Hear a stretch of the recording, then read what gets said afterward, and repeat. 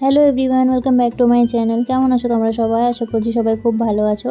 তো আজকে আমি তোমাদের সাথে খুবই ইন্টারেস্টিং একটা রেসিপি শেয়ার করব। তো তোমরা ভিডিওটা অবশ্যই লাস্ট পর্যন্ত দেখো, খুবই ভালো লাগবে। তো হ্যাঁ, আজকে আমি তোমাদের সাথে বিনস বাটা বানিয়ে দেখাবো, মানে বিনস বাটার রেসিপি শেয়ার করব।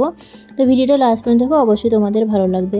তো দেখো, বিনস বাটা বানানোর জন্য আমি বিনস নিয়ে নিয়েছি। বিনসগুলোকে আমি সামনের দিকটা আর পেছনের দিকটা ভালো করে কেটে নেবো এরকম করে। তো আমি আজকে খুবই সহজ পদ্ধতিতে বানিয়ে দেখাবো, যেটাতে আপনি খুব কম ইনগ্রিডিয়েন্টস, যেমন আমরা মাখা বানাই সেরকমই বানাতে হবে। আলু মাখা যেরকম বানাই সেরকমই বানিয়ে দেখাবো। তো আমরা বাটা তো অনেক কিছু খেয়েছি, কিন্তু আমি বিনস বাটাটা আজকে প্রথম ট্রাই করেছিলাম, তো দারুণ হয়েছিল। তো ভাবলাম তোমাদের সাথে শেয়ার করি। তো বিনসগুলোকে আমি কেটে নিলাম সামনে পেছনেটা, ভালো করে ধুয়ে এবারে দেখো জল গরম করে নিয়েছি, সেটাতে আমি দিয়ে দেবো বিনসগুলো।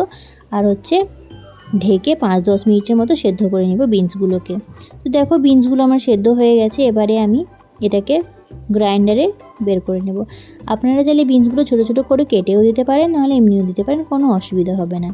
তো দেখো, বিনসগুলো আমি সেদ্ধ হয়ে গেছে, আমি গ্রাইন্ডারে বের করে নিলাম সবগুলো বিনসকে। দেখো, এবারে আমি এর মধ্যে 6-7টার মতো রসুনের কোয়া অ্যাড করে দেবো, 2টা কাঁচা লঙ্কা, আর হচ্ছে লবণ, আর হচ্ছে 1/2 চামচের মতো কালো জিরে অ্যাড করে দেবো এর মধ্যে। অ্যাড করে গেছে, এবারে আমি এটাকে গ্রাইন্ড করে নেব, একটা ফাইন পেস্ট বানিয়ে নেব। দেখো, গ্রাইন্ড করে নিয়েছি আমি। এবারে একটা কড়াই নিয়ে নেব, এর মধ্যে সরষের তেল দেব, আর হচ্ছে কালো জিরে ফোড়নে দেব। বাটাতে তো সরষের তেল অবশ্যই দিতে হবে, আপনারা অবশ্যই সরষের তেলই ব্যবহার করবেন।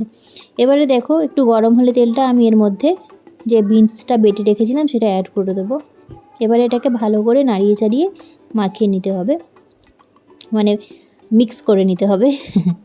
তো ভালো করে মিক্স করে নিলাম। এবারে এর মধ্যে আমি যে বেসিক মশলা হয় সেগুলো অ্যাড করে, যেমন হলুদ গুঁড়ো, লঙ্কা গুঁড়ো, জিরে গুঁড়ো, ধনে গুঁড়ো, আর হচ্ছে লবণ আমি অ্যাড করে দিলাম।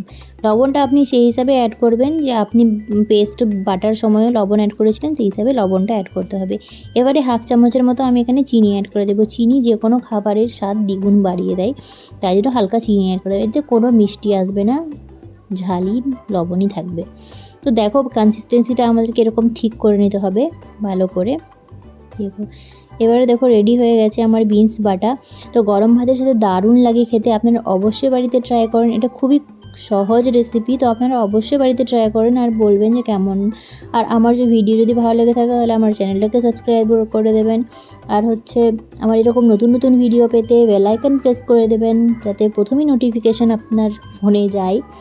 তো আবার দেখা হচ্ছে একটা নতুন ভিডিওর মাধ্যমে। তো আপনারা ভালো থাকবেন, সুস্থ থাকবেন।